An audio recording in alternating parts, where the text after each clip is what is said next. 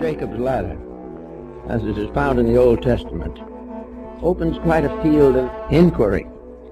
We can't really hope to cover all the aspects of it, but we want to bring out a few of the points which have a bearing perhaps upon our own futures. So we come to the idea that the ancients had, and we had ourselves down to the time of Copernicus and Galileo, that the physical universe was only a small part of creation, that the rest of it was just as real, but not within the range of our sensory perceptions under normal conditions. Occasionally someone with an extra sense has brought back information of great interest, but it wasn't possible to settle it down into science because it was another dimension and would not fit into the two-dimensional world of modern physical research. So this brings us now into the story of the ladder. The ladder, of course, is one of the most ancient symbols that we find in the religions of the world. The ladder of Jacob, upon which the angels ascended and descended, is only one of many examples. The same concept as that occurs in the Revelation of John. We remember the night journey of Muhammad to heaven from the rock Moriah, where he goes through the orbits of the 7 planets, and they become the steps of the ladder. We find Ishtar descending through the 7 gates to rescue Amos, the divine in man. We find in the mystics of the Middle Ages, the Rosicrucians, the alchemists, the Kabbalists, always a strange and wonderful story about this septenary mystery of life. We find it even in Homer's Odyssey. We find it in China, in India, in Greece, in Egypt, in Persia. We find it everywhere. This mysterious idea, the layers of which are the steps of a gigantic ladder.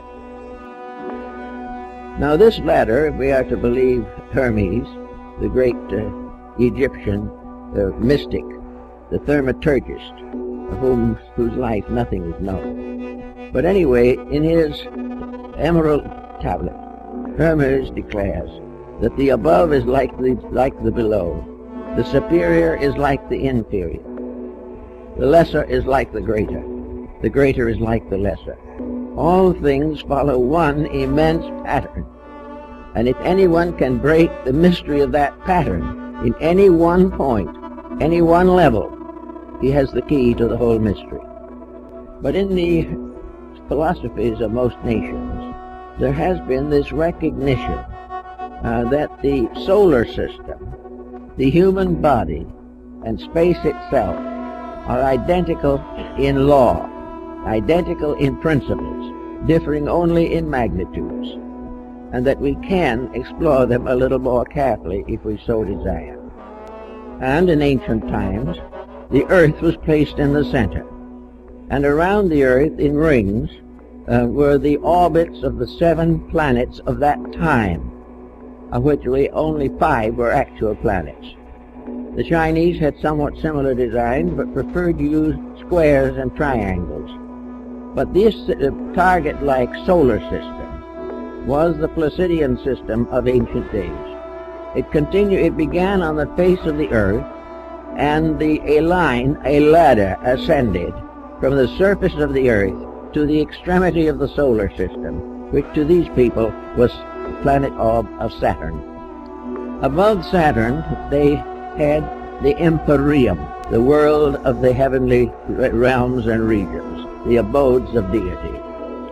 Therefore, there were these 7 rings, concentric circles, ascending in order from the face of the earth, through the orbits of the moon, and then Mercury, then Venus, then the Sun, then Mars, then Jupiter, and finally Saturn.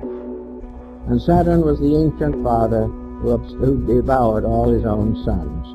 It was a very interesting legendary behind Saturn. Saturn is a symbol of a very deep composure.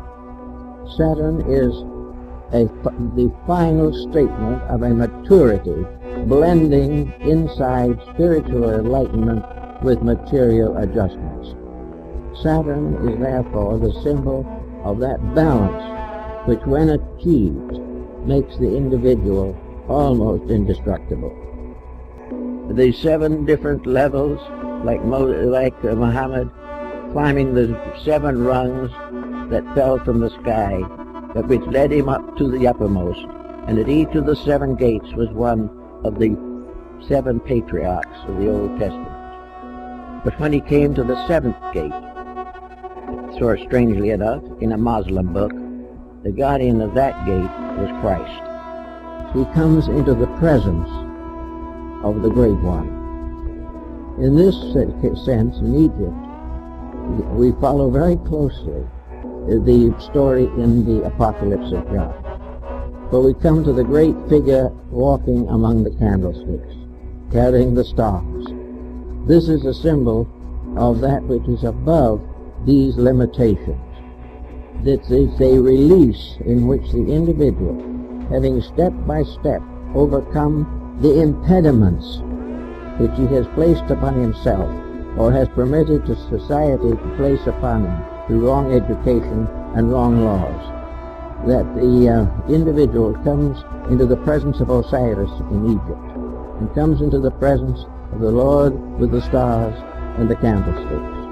And in every religion there is some, whether it is Shanti in China or whether it is Mahavarakana in Buddhist Japan, all of these symbols represent coming face to face with the truth.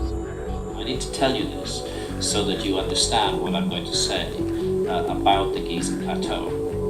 It has been well established by my colleague, the engineer and archaeoastronomer Robert Bauval, in his book, The Orion Mystery, that there is an astonishing resemblance between the pattern of the 3 great pyramids on the ground at Giza and the pattern of the 3 stars of Orion's belt.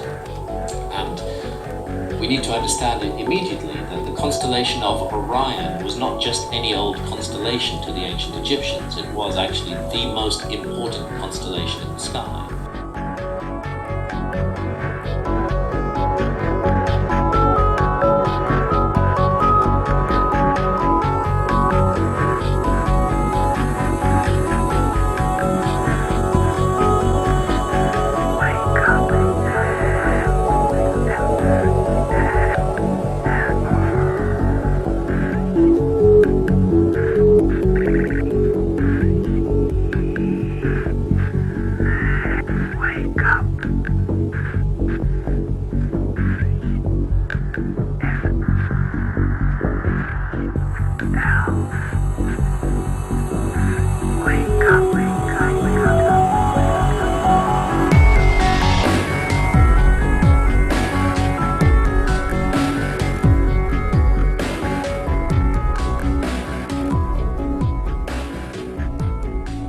In his Emerald Tablet, Hermes declares that the above is like the below, the superior is like the inferior, the lesser is like the greater is like the lesser. All things follow one immense pattern, and if anyone can break the mystery of that pattern in any one point, any one level, he has the key to the whole mystery.